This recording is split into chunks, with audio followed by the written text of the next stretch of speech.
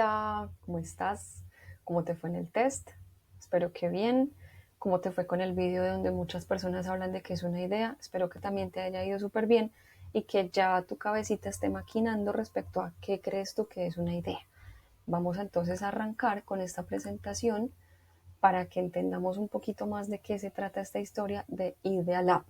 Obviamente, si estamos en Idea Lab, estaríamos hablando de laboratorio de ideas. Primero, ¿cuál es la actitud para estar en un laboratorio? Vamos a usurparle a la ciencia ese concepto y vamos a pensar que el laboratorio es justamente ese espacio en donde todo es mezclable, todo es combinable, estamos haciendo unos experimentos a ver qué surge, algunas veces tenemos un lugar a donde llegar, pero aquí nos vamos a olvidar un poco de esa idea y vamos a recurrir más a esa instancia de vamos a combinar, vamos a experimentar, a ver a dónde llegamos. Recuerda que en las artes sobre todo se utilizan estos métodos en donde no nos interesa el qué, más nos interesa el cómo y en el momento van surgiendo cosas que nos van sorprendiendo. Entonces esa es la actitud a la que te invito para que disfrutes este espacio como yo lo estoy haciendo. Bueno, entonces estamos hablando de ideas, ya hemos escuchado que muchas personas nos hablan de eso, ustedes también tienen una idea de qué es una idea. Bueno, vamos a arrancar entonces a ver si llegamos a un consenso o a ver qué pasa en este espacio. Entonces, que vengan las ideas, por supuesto. No vamos a definirlo, porque recuerda que queremos que tú mismo empieces a tejer esa posible definición o esa posible acepción de qué entendemos por idea. Pero antes que eso, quiero que entendamos que cualquier idea que nos surja justamente tiene que estar en uno de estos 5 parámetros. Por más loca, por más estrafalaria, por más sencilla, por más tradicional que sea, siempre una idea está en una de estas 5 líneas. No vamos a profundizar demasiado, solamente las vamos a insinuar porque recuerda que queremos que aquí se detonen cosas, se muevan cosas para que tú más adelante vayas a consultar, investigar, construir, escribir, rayar y que esa idea deje de ser un discurso y de verdad se convierta en una acción. Entonces vamos a arrancar. Una de esas líneas es la evolución. Cuando hablamos de evolución, obviamente estamos hablando de un proceso y eso lo podemos ver ejemplificado justamente en, por ejemplo, un objeto muy convencional, muy cotidiano, que es el teléfono móvil, el celular.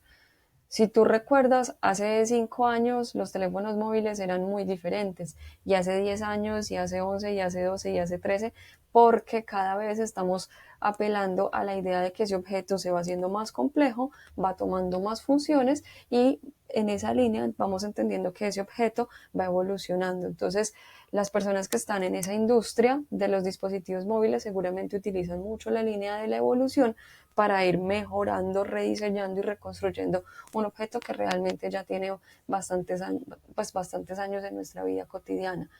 A eso lo vamos a unir a la siguiente línea, que es la línea de síntesis.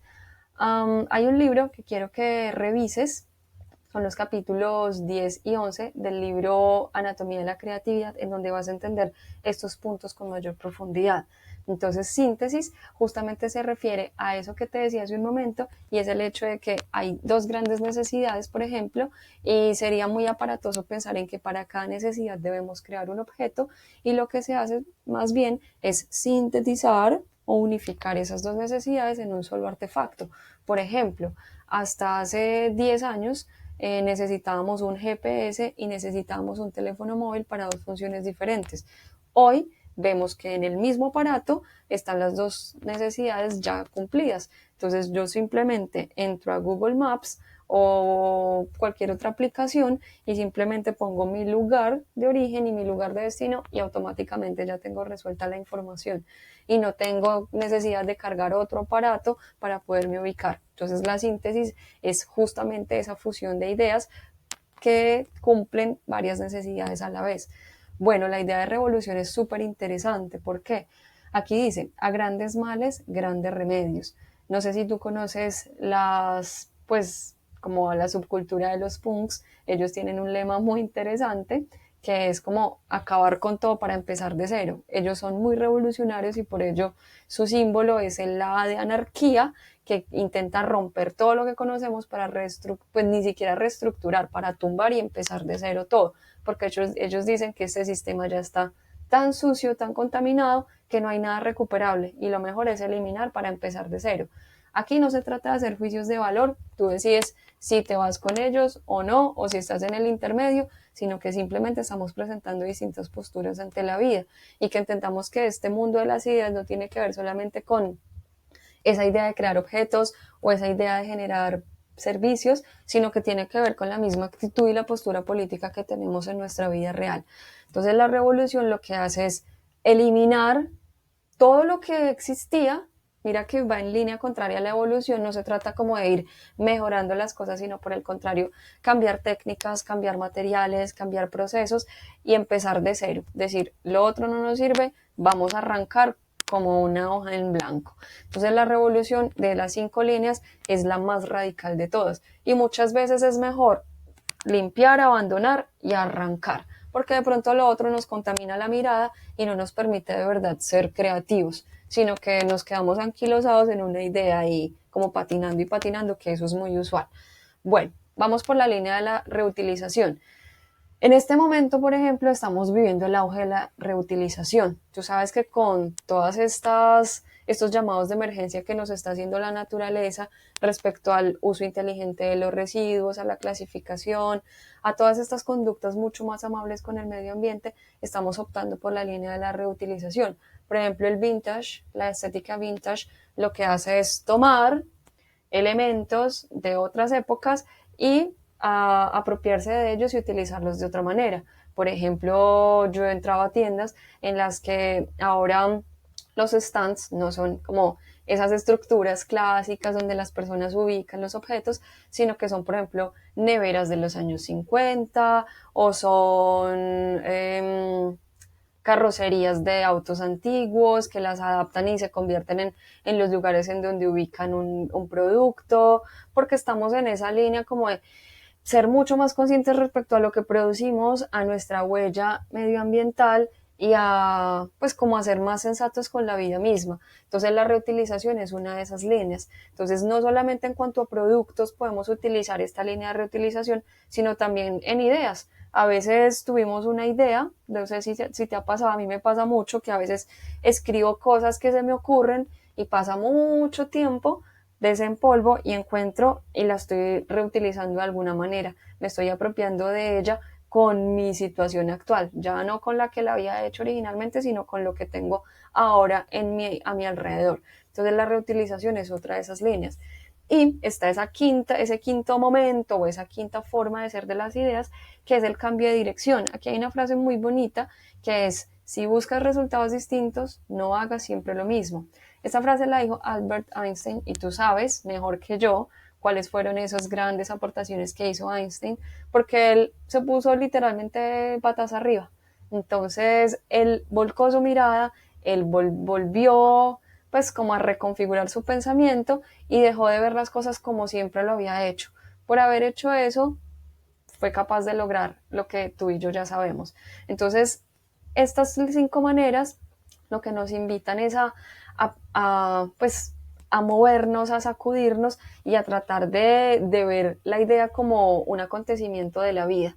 Las ideas no están allá lejos, las ideas ya están acá. Lo que nos implica son unos procesos de actitud y de pensamiento diferentes a lo que ya venimos construyendo.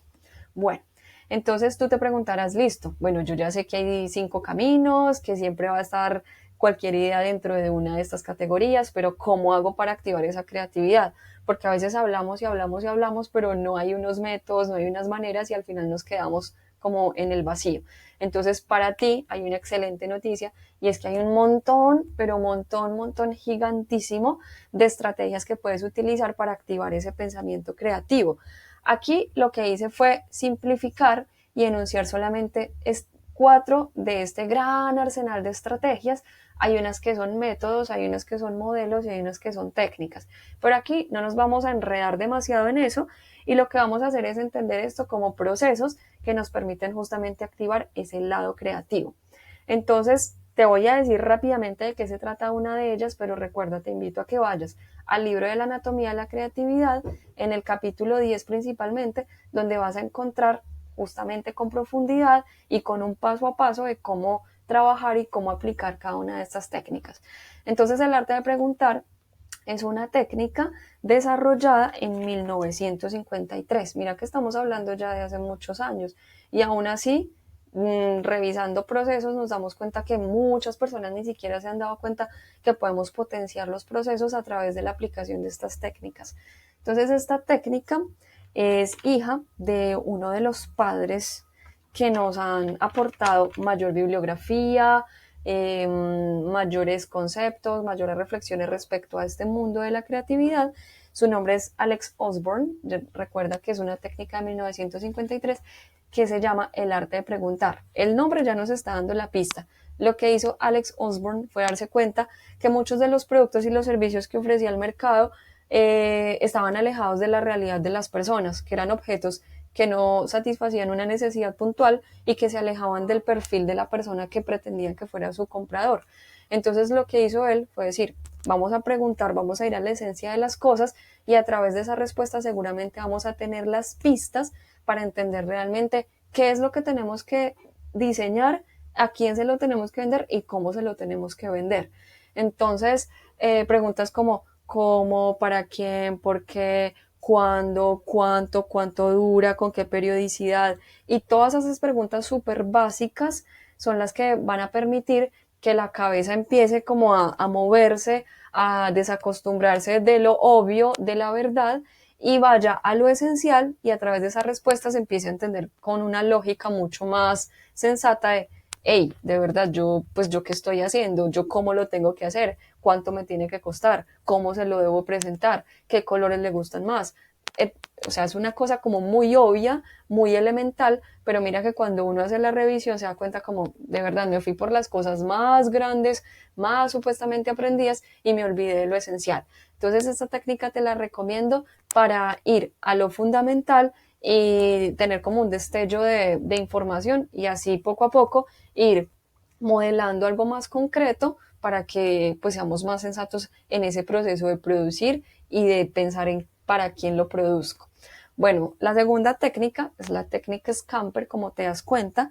Scamper es una técnica también de Alex Osborne, pero es un poquito anterior, es de 1950, y lo que nos muestra, digamos, es un paso a paso un poco más riguroso y más como sistemático, en el que a través de cada una de estas letras vas a descubrir informaciones que quizá antes no habías tenido en cuenta.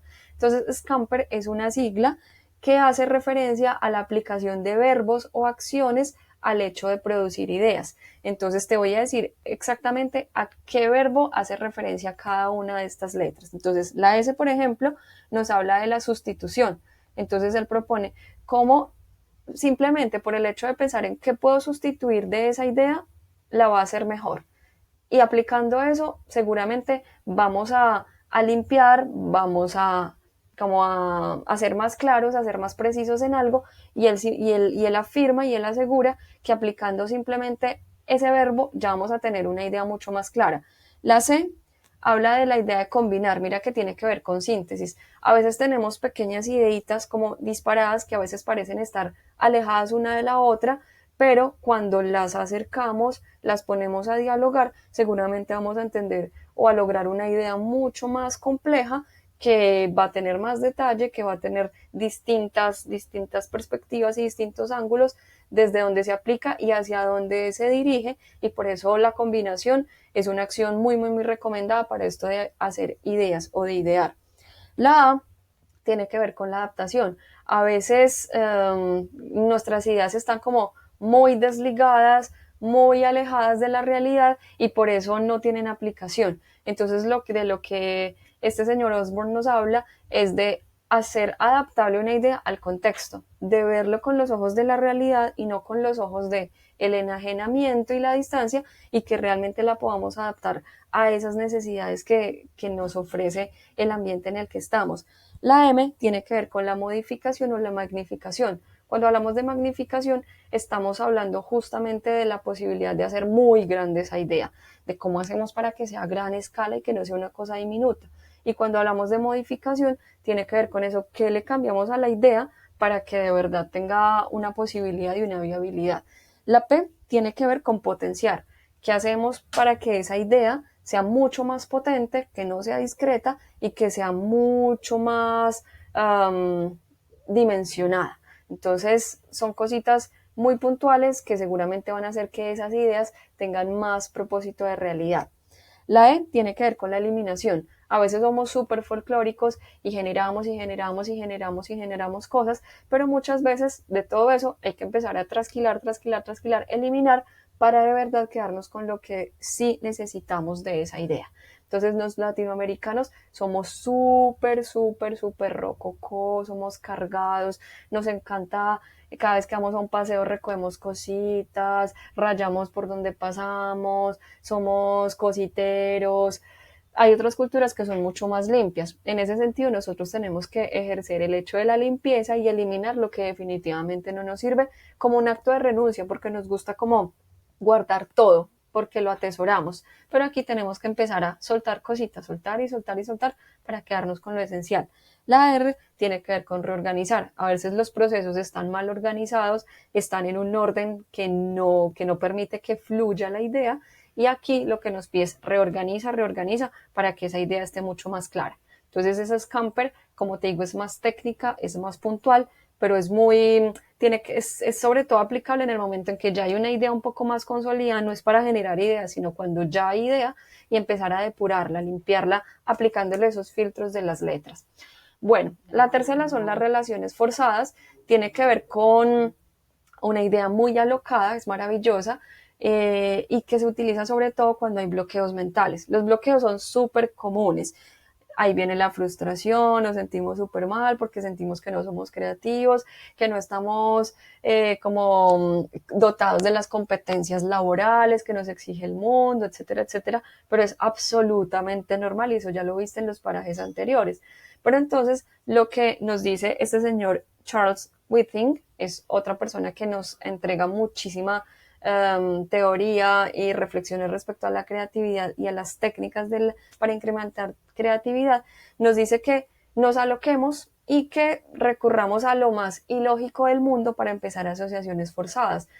Él dice, por ejemplo, que cuando tenemos esos bloqueos, podemos ir a un libro, a una revista, a un diccionario, lo que sea, y abrir, y en la página que caigamos simplemente ponemos el dedo y la primera palabra que encontremos vamos a intentar hacer asociaciones con nuestra idea, con esa idea que está así como quietica, chiquitita, como clásica, simple, vamos a llevarla a otro extremo. Mira que eso tiene que ver mucho con las preguntas que se te hacía en el test, que te pedía como mover, mover, mover rápido, rápido, rápido, sin prejuicio, sin ningún tipo de discernimiento, sino simplemente lanzarte como a lo que la mente te estuviera diciendo, a lo que el pensamiento te enviara como información. Todas las relaciones forzadas son una técnica que se usa sobre todo para esos bloqueos, entonces súper, súper recomendada para eso. Y el storyboarding, te lo traje, es una técnica de las más antiguas, de las cuatro es la más antigua, es de 1930, pero esta técnica fue generada por una persona súper importante para nosotros, que fue Walt Disney. Entonces Walt Disney, viendo que sus animadores estaban como un poco anquilosados, que sus ideas y sus dibujos estaban como ya muy, muy, muy prototipados, como muy encasillados en unas formas, lo que hizo fue generar lo que actualmente conocemos como storyboard, que es un tablero en el que hay varios cuadritos y en cada uno de los cuadritos personas van dibujando lo que se imaginan de la escena. Entonces, cuando tú tienes una panorámica de un proceso, en este caso de animación, es mucho más fácil hacer correcciones, generar ideas en colectivo, porque ya se está pensando como un cuerpo social. El storyboarding lo que invita es a que trabajemos en equipo, a que no esté cada uno como hormiguita trabajando solito, como llevándolo para él nada más, sino que de verdad sintamos como esa misión de todos y que todos veamos lo que todos estamos haciendo en producción para que ahí podamos alimentarnos, podamos cruzar, podemos intercambiar. Mira que el POSIT, que es ese cuadrito amarillo que es tan común ahora para pegar noticas, nace justamente como en este tiempo, cuando había como grandes grupos de trabajo que necesitaban rayar rápidamente y poner en escena toda esa información, pero de una forma muy didáctica, muy divertida y que pudiera ser intercambiable, porque si tú sabes que cuando escribimos de corrido, después reorganizar de una forma colectiva es un poco complejo. Entonces estas notas lo que nos permiten es poner en grandes, pues como en grandes campos en tableros, una información que se puede mover y se puede reutilizar. Entonces, con esta información te dejo por el momento. para que te vayas muy, muy, muy, muy detonado y que en un momento sigamos conversando sobre qué es lo que viene en este laboratorio. Nos vemos.